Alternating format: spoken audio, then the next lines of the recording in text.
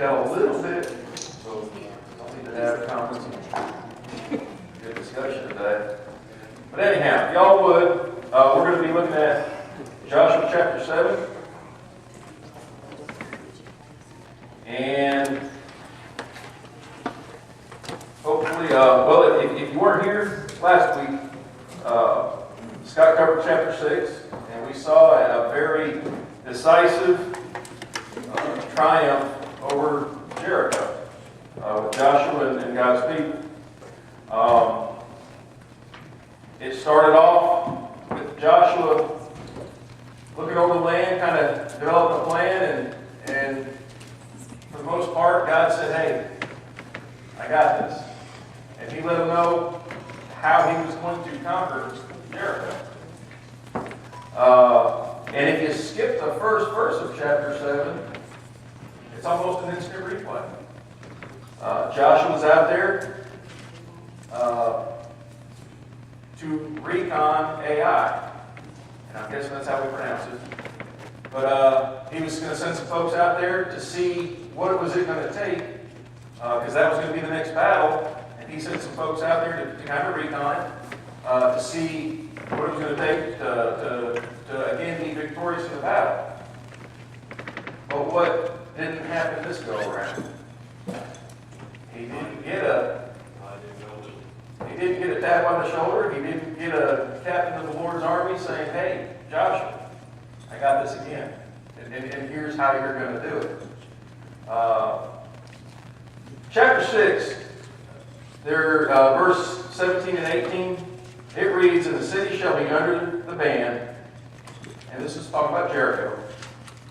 "It and all that is in it belongs to the Lord. Only Rahab the harlot and all who are with her and the house shall live, because she hid the messengers whom we sent. But as for you, only keep yourselves from the things under the ban, lest you covet them, and take some of the things under the ban, so you would make the camp of Israel accursed and bring trouble on it."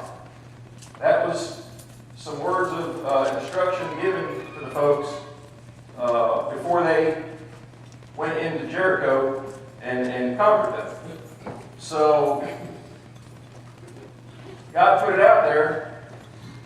I think it's safe to assume Joshua put it out to his people. "Hey, here's what we're going to do. We're going to march around the city. Y'all keep your mouth shut until I say. And then when we do, starting with the seventh time, we yell and the trumpets blow and the walls come crashing down and you go in there, here's what you're going to do." And he gave instructions on what to do, and I can't believe that not everyone knew the do's and the don'ts, because Jericho was successful. And starting in chapter 7, we see right off the bat, because we can't skip verse 1, the children of Israel committed a trespass, and now the children of Israel are going to pay. So, like I said, Joshua sent his folks out there to kind of check it out. They came back. You know, and I read through our lesson book. You know, maybe the folks of Israel, maybe they were all self-confident. "Hey, look what we just did. Because Jericho was not a small city. Jericho, even today, is a decent-sized city over there. And when they were victorious in taking Jericho, it wasn't just they didn't beat them in overtime after the fourth quarter. They pulled them. And it was decisive. And we don't read of Joshua losing anybody. Whether they did or they didn't, I don't know. I don't think they did, because it wasn't mentioned. But it was a decisive, we whooped you. So whether they were filled with self-confidence, maybe not. But without a doubt, the victory came because God was on their side. And like I said, we go into the next battle, and what's the first thing that Joshua doesn't get that he got before? God didn't let him know I'm with you. You know, Scott, I think it was Scott, or maybe one of y'all made the statement, and I really liked it, and I wrote it down. But when Josh was talking to the captain of the Lord's army, I wrote down here, choosing sides. God doesn't move. One must choose what side they're on. And I wrote that down because that is true. The folks chose to listen to what Joshua had to say, and they were victorious. Someone, and that someone's name is, and I'm terrible at pronunciation, Achan, he didn't listen. And the why, who knows? You know, something else, and I don't like to speculate. I would venture to say, though, the things that they were supposed to keep for the treasury, basically the precious metals, I'm sure there was quite a bit of it. Quite a bit of gold, quite a bit of silver, quite a bit of good stuff. And maybe Achan was thinking, you know, out of all of that stuff, who's going to miss this little piddly amount? There's a whole lot here, more than any one man should ever have or could have. I'm just going to have just this itty-bitty little bit for me. But the bottom line was, big or small, he didn't do what God wanted them to do. And there was a penalty to be paid. Yes, sir. What is, I guess, amazes me is of all those thousands of people that went into that season, there was only one who was that selfish. Yes. And one of the things that, there's a number of small points that I definitely want to get, and that's one of them right there. There was thousands and thousands. I mean, I think that, you know, we're estimating probably over 1 million folks crossed that Jordan and went in and defeated Jericho. So 1 million people, that's a lot of people. 1 in a million, very, very small ratio, but that's all it took.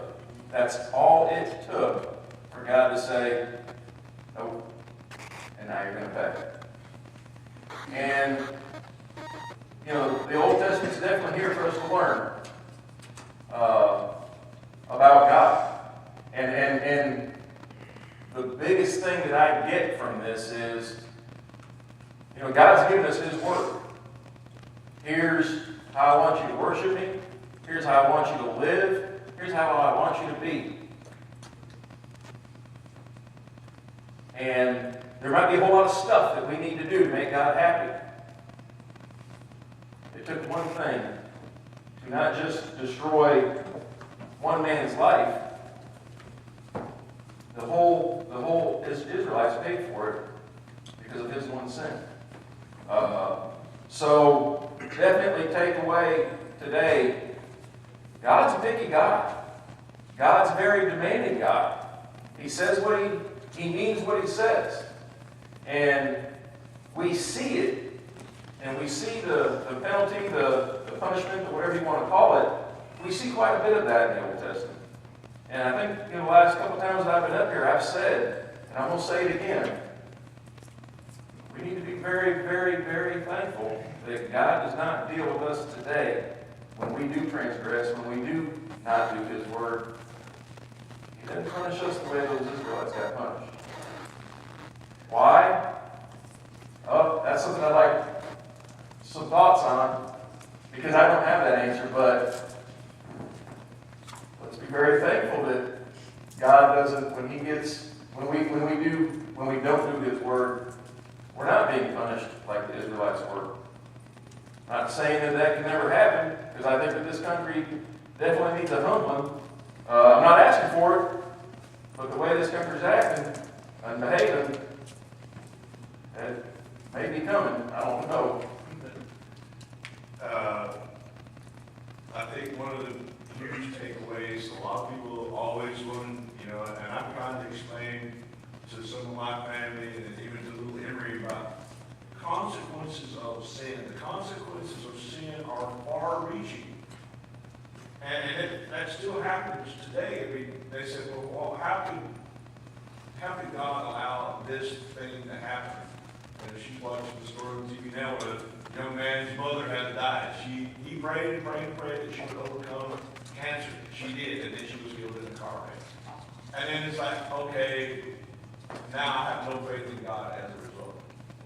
Why did that happen? Okay, so why was Israel defeated? Why did all these other families that had lost their loved one in combat, why did they have to deal with it? Consequences of one person's sin, and it's not just the consequence just for the person that sins. It is a ripple effect through all their relations. And you see that here, right here, very, very clear that happens. It's not God doing it. It's Satan working through sin, causing people to rebel against God, to take pride. Perhaps Israel had a whole lot of pride. We don't know exactly. But, that's just something we have to understand, we have to deal with. And that was another point that I wanted to make sure that we took away from today as well.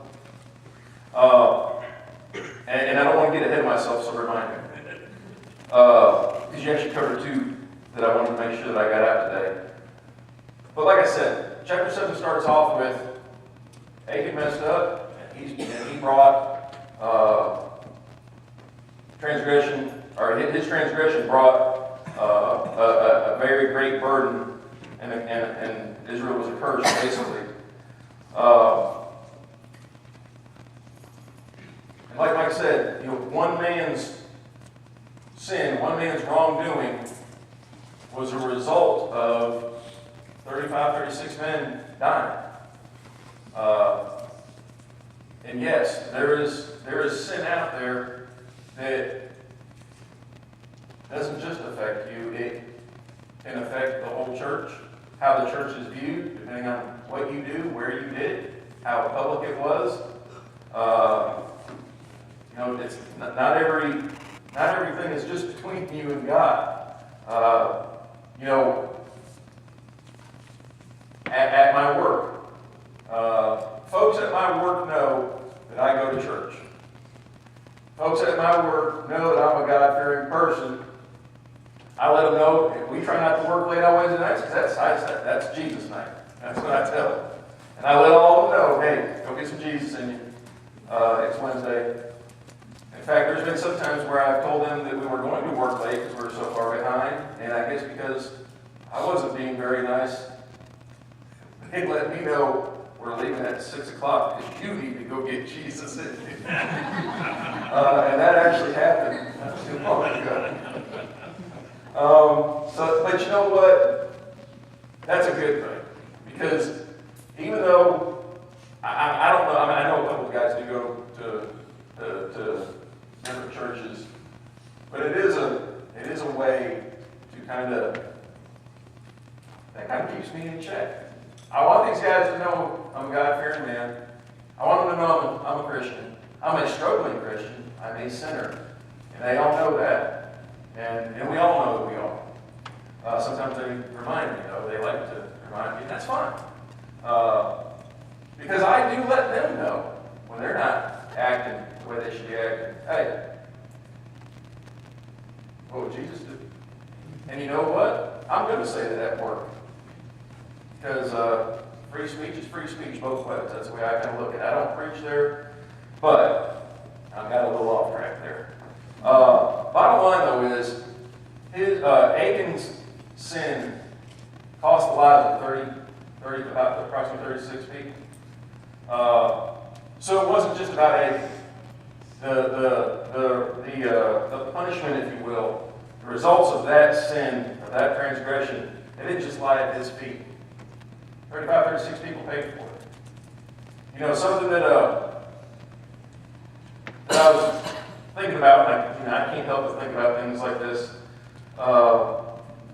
When he sent the scouts out to check out Ai, and they came back and they said, 2,000, 3,000 at the most, we got this. It's a small place. Does anyone know what the United States wants the ratio to be before we go in and conduct combative operations anywhere? Do you know what it is? We try 3 to 1. 3 to 1, exactly. So if there's 100,000 bad guys, we're going to go in with 300,000 plus. In addition to all the wonderful technology and weapon systems that we've got. We don't want a 1 for 1, we don't want a 2 for 1, we want a 3 for 1, because when we go in, we care a great deal about our service members, because their moms, their dads, their sons, their daughters, people's loved ones. And we want to ensure a decisive victory. We haven't been doing very good about the whole decisive victory thing here for the past decade, just because some other things. But anyway, I'm not going to get into that. Or else I would be up here a very long time. A lot to talk about on that. But anyhow, but the bottom line is 3 to 1. I don't know what Joshua's game plan was, but to only send 2,000 to 3,000 people is not a lot of people in combat. It's really not. Was that arrogance? I don't know. But for some reason they had the confidence, they thought, yeah, we're going to do this and this is going to be easy. But again, one transgression, they all went to running. They lost decisively, lost people in the process. So the takeaway that I want y'all to make sure you get on this one is, your sin is sometimes not just your own sin, or the results, or the pain for it may not just fall on you. It may fall on other people as well. So keep that in mind. The other thing that I want to make sure we looked at was verse 7, 8, and 9. You know, after they got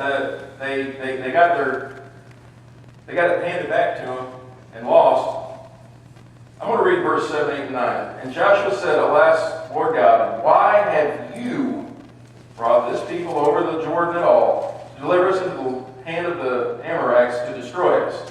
Oh, that we had been content and dwelt on the other side of the Jordan. O Lord, what shall I say when Israel turns its back before its enemies? For the Canaanites and all inhabitants of the land will hear it, surround us, and cut off our name from the earth. Then what will you do for your great name? To me, this is, I don't know. It's almost like Joshua's putting all this problem and all this trouble back on God. Which I'm like, wow. He was thinking that God just deserted them without cause. This is all God's. Now, did Joshua know about the Achan's sin? No.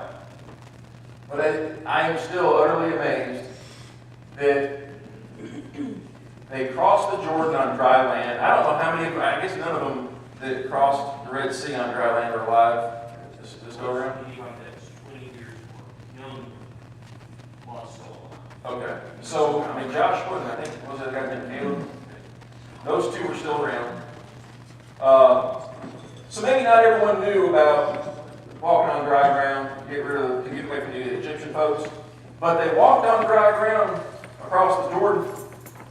That should have been a pretty big wow. Holy cow, look at this. I mean, do you see what's going on here? Pretty amazing thing.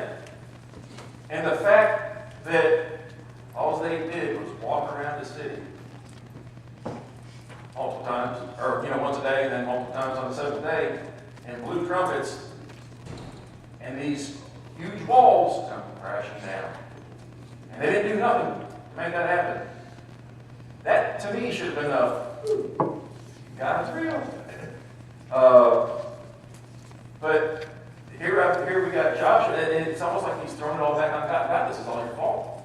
You've done it. Why have you done this to us? So, when things don't go your way, probably take a look in the mirror. I know that 99% of the time, when things don't go Mark's way, well, the answer's looking right back at me when I'm in front of the mirror. You know, we like to shift blame on a lot of things, and maybe there is some blame to go around. You know, my boys were talking this morning, eating some breakfast there, and they were talking about how wonderful and outstanding all of their professors are at the colleges they go to. And the bottom line is, no matter how good of a professor you got, or how bad of a professor you got, or teacher in high school or whatever, or boss at work, the bottom line is there's going to be a product or an outlet there. In their cases, grades. Whether you got a good professor or not, you got to make the grade, right? No. Whether you got a good boss or not, you got to perform. At least I do. I mean, in my position, if I don't perform, I'm not going to keep my position. You can have all the excuses in the world about why something's not the way it should be. But you know what? You got to keep going on. But like I said, in this case, Joshua, I don't know, I kind of looked at it as a little like he was a little bit full of himself, or a little bit, I don't know, I guess I wouldn't have thrown all that on God. But he did. And God let him know, hey, here's what you're going to do. You're going to get yourself right, you're going to get your people right. He tells them to sanctify themselves, and then someone's getting in trouble. And he tells them how this is going to happen. And it was tribe after tribe. Okay, tag, you're the bad guys. Now it's family by family, then it's man by man, and they got down to who the transgressor was, and it was Achan. Something else that I want us to be very mindful of, that ban that was put on all the things in Jericho of, hey, don't take this. And it wasn't just don't take this stuff, but what else were they supposed to do when they took Jericho? What else were they commanded to do? They were commanded to burn it. Who was left over after they burned it? The women, the children. We don't, you know, did they take women and children? The cattle? The only thing that survived was Rahab and her folks, and that was it. Which means that Joshua and his folks killed every man, woman, and child, every living creature. They utterly destroyed what was in Jericho.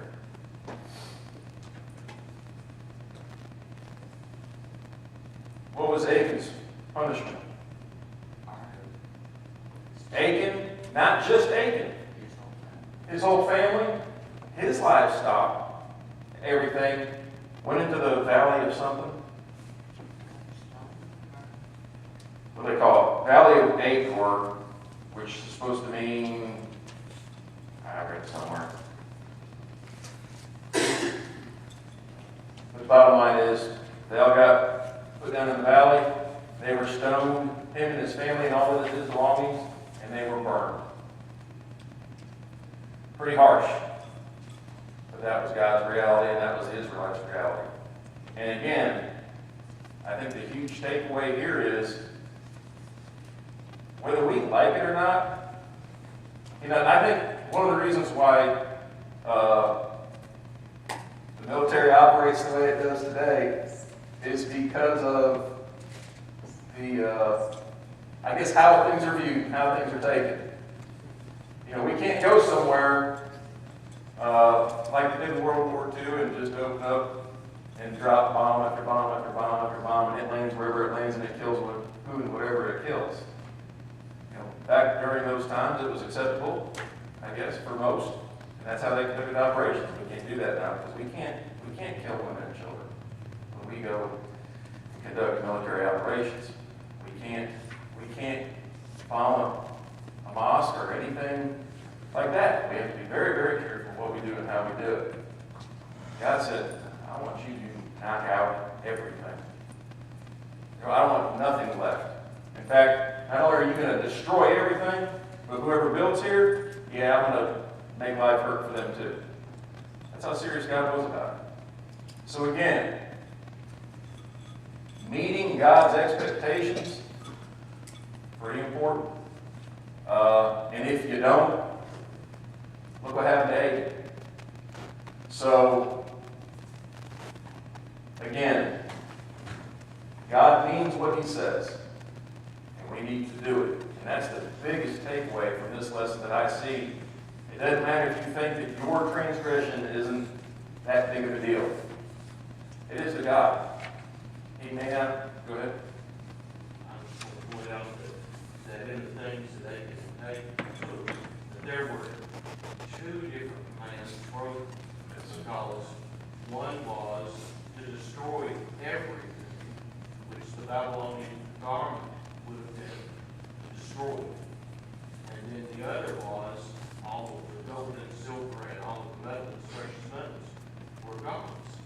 And so he not only took what should have been destroyed, but he stole from God what would have been God's, or what it was. So he stepped over. That was a double whammy, wasn't it? Yes. It wasn't just one wrong thing that he did. There was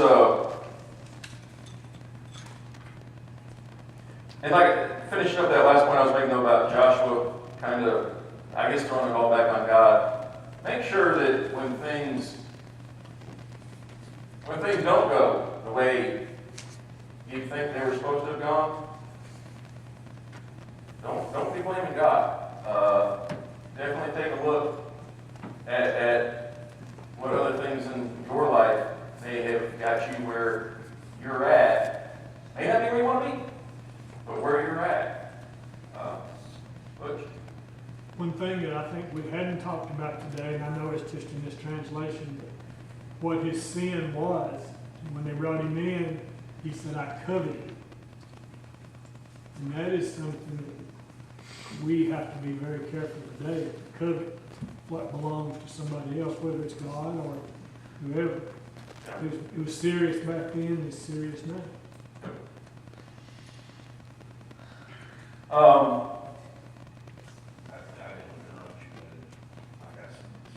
Go ahead. I noticed that it's amazing we go, U.S. military and morale is so important, keeping up the morale of the people and the men under you and folks. That's critically important. And I think the transition in this very short verses here, they obviously, in the beginning of the chapter, Israel was overconfident. We don't need all these people to lie and everybody and tire out all our army. Well, this said 2,000 or 3,000. Overconfident. We got this, as you stated. But as soon as they get into, only 36 people were killed in this combat. And it says their heart melted from the leader all the way down. Everybody, their heart melted. They have zero confidence. They went from overconfidence to no confidence. And they just don't understand that God is on our side. So, yeah, we can say, hey, this is one man's sin because of this, but it does say, verse 1 of chapter 7, that Israel, as a whole, there was a problem with Israel. Yes. And it wasn't, yes, this one man did this terrible thing, and when it got the people's attitude was bad. It overconfidence and brought them to zero morale with one setback. And as when I was talking about earlier, these folks did see the power of God. So I guess that their faith and their confidence, going along with what you just got done saying, their faith and their confidence was definitely not in the right spot. Because how do you go from here to here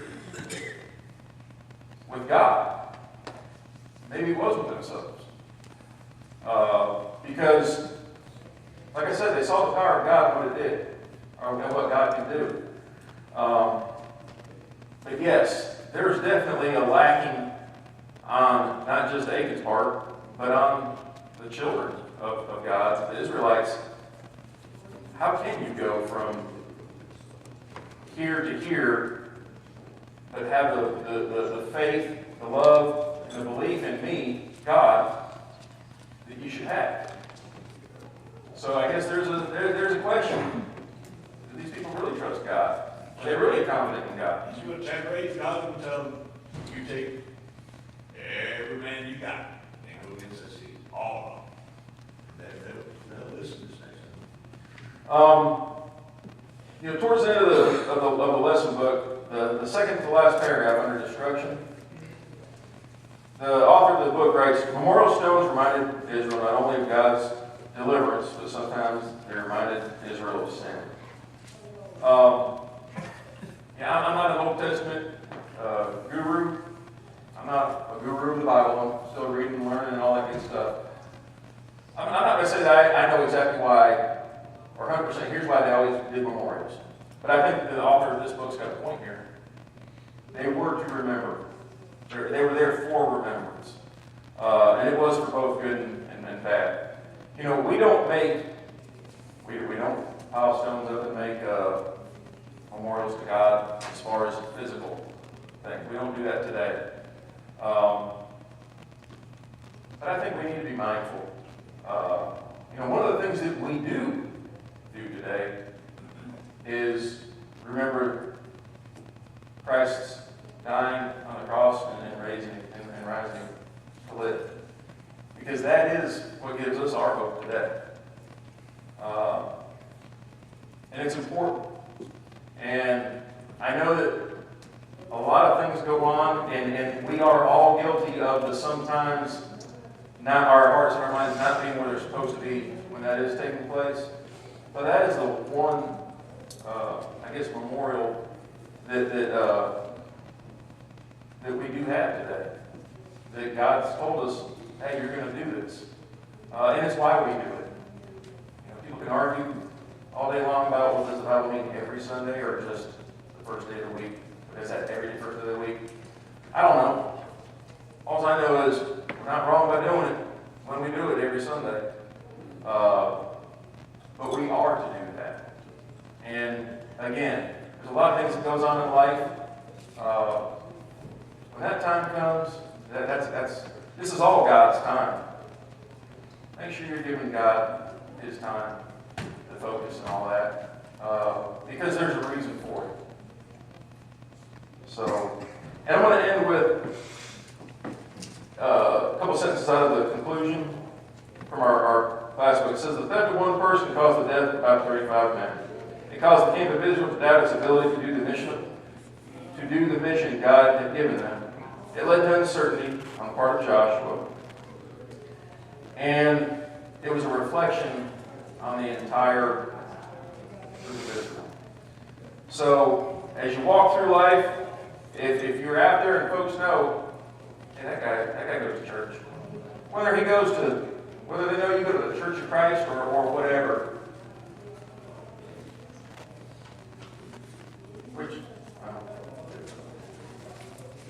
If folks know you're a God-fearing person, if folks know you claim to be a Christian, that means something. It means something to them, it better mean something to you. You have a responsibility, we all have a responsibility to do God's work. And again, you don't have to like it or jump up and down about everything, but God's word is God's word.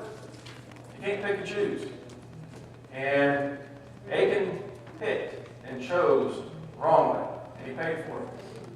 So make sure that as you walk through your life, you find out, hey, here's what God wants, and you do it. He's probably not going to round you and your family up and all your belongings and put you in the valley and have folks stone you and then burn you. It's probably not going to happen today. But there's something worse than that, and that's spiritual death and never being with God. And that's our reality. So make sure, if you keep that in mind. That is our reality. We're not going to get stoned and all that stuff, but hell's hell, and that's a real place. And if we're not doing God's word, there's a chance we could end up there as well. So, any other thoughts, comments, questions, or yes, sir? One last, the fact that Achan tried his best to hide his sin. Because he buried it, or at least part of it buried. He knew, hey, he knew it was wrong. He knew that the consequences. He knew what was coming because he tried his best to keep it hidden. And so many of us do the exact same thing. God knows our hearts.